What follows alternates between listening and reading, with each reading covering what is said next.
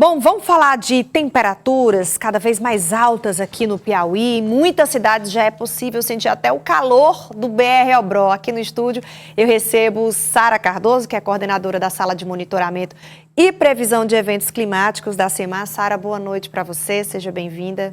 Obrigada pelo convite. A gente está sentindo essa temperatura mais alta aqui em Teresina, inclusive nos horários mais cedo, às 9, 10 horas, as temperaturas estão bem mais altas e a chuva cada vez mais escassa. Qual que é a explicação para isso num momento como esse, que deveria estar chovendo?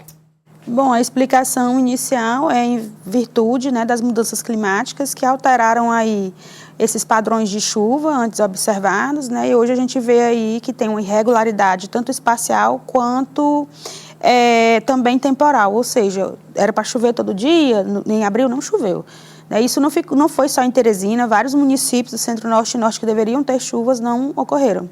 Vamos mostrar aqui, então, já que a gente está falando de chuva, como é que o mapa da precipitação, média, inclusive já previsto até para os próximos meses. Exatamente, a gente já fez a previsão do trimestre agora, no dia 25 de abril, e aí está previsto que essas chuvas que a gente ainda vai ver de maneira residual, abaixo da média, vão ficar localizadas nessa porção amarela do mapa, e isso indica que essas chuvas esperadas ficarão na faixa normal e abaixo do normal.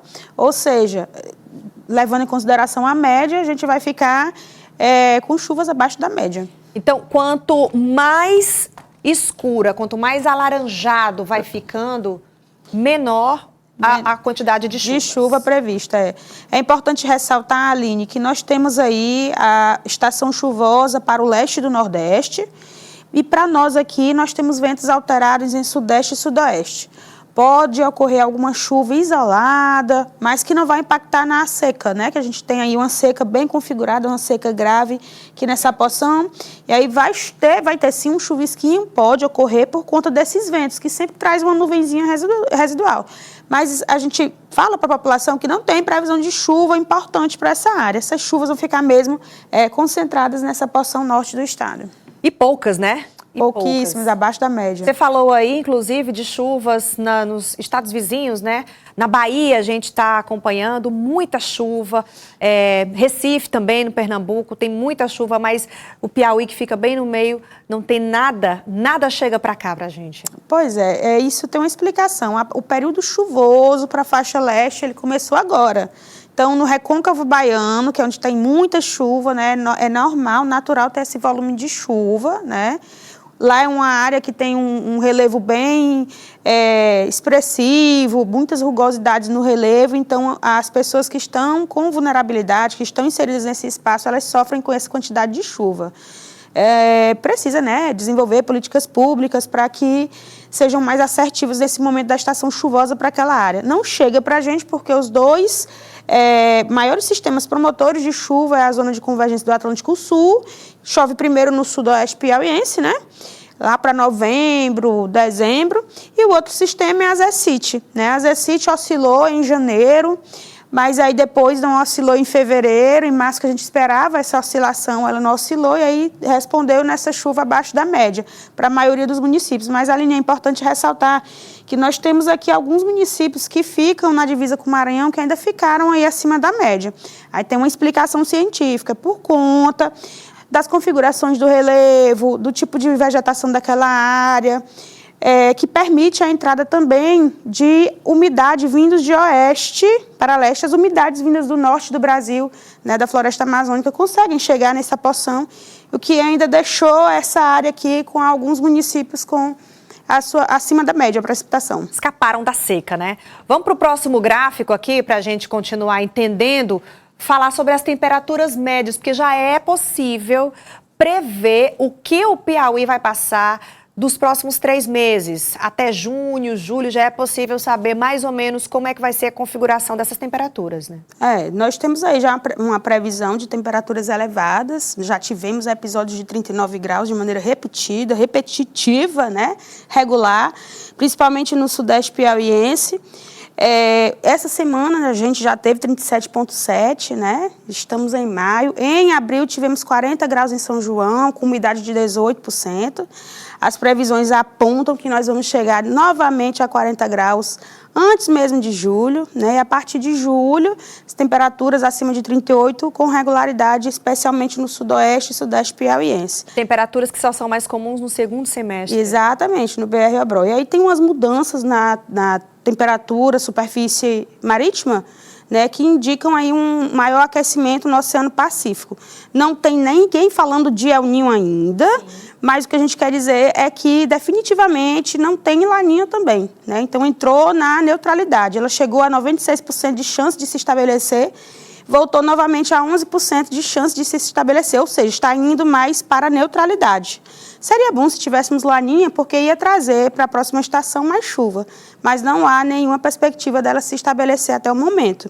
E aí, voltando aqui à questão das temperaturas, tem uma questão também. A gente tem uma área do centro-norte e norte que está aquecida, né, e também tem previsão de se aquecer. Essa área que fica em torno dos municípios de Piripiri, Piracuruca, mais aqui... ou menos dessa porção mais para cima, né? Isso. No norte mesmo do Piauí tem previsão de aquecimento com temperaturas que podem alcançar aí os 38 graus antes de agosto também. Preocupante. Vamos para o próximo gráfico aqui para a gente mostrar a previsão climática para os próximos meses, continuar falando sobre isso, né? Essa é a previsão realizada em consenso com os núcleos de meteorologia do Nordeste, né, da qual a ACEMAR faz parte. E aí, essa faixa mais branca aqui do nosso território piauiense já indica que estamos na estiagem, ou seja, não tem previsão de nenhuma chuva configurada. Área fora do período chuvoso. Área fora do período chuvoso que a gente chama de estiagem. Praticamente, por exemplo, por aqui para a região norte, nada de chuva mais. Isso, não tem mais chuva aqui nessa porção, para o sul, não tem mais. Agora, essa faixinha aqui, a gente ainda tem possibilidade de chuvas nesse trimestre, principalmente aqui concentradas na faixa litorânea, porém, como aqui mesmo diz, a gente tem aqui normal e abaixo do normal. O povo pergunta muito o que significa normal, abaixo do normal. Significa que alguns municípios podem ficar dentro da média, mas a maioria vai ficar abaixo. Também me perguntam muito o que é que significa essa confiabilidade, que aqui a gente tem as listrinhas nesse horizontal, né? Média confiabilidade. Isso aí é mais técnico, é quando a gente roda todos os modelos e alguns deles divergem. Então, a gente fica, alguns dizem que vai ser assim e outro vai ser de outra forma. Mas a maioria deles indica que ficaremos no normal, abaixo do normal.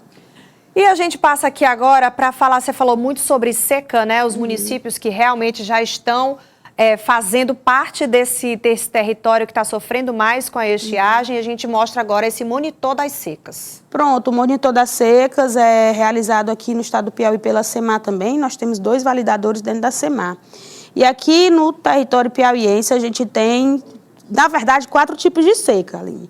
Nós temos a seca verde, que é quando muda a configuração da vegetação, mas a gente observa aí algum colapso na rede hidrográfica superficial, alguns riachos secos, alguns barreiros secos, uma pequena influência também no desenvolvimento dos pequenos produtores, das pequenas produções, culturas, né? É aquela chuvinha que não faz diferença alguma para as produções. Exatamente, ela só tira a vegetação endêmica do local do estágio de dormência, né?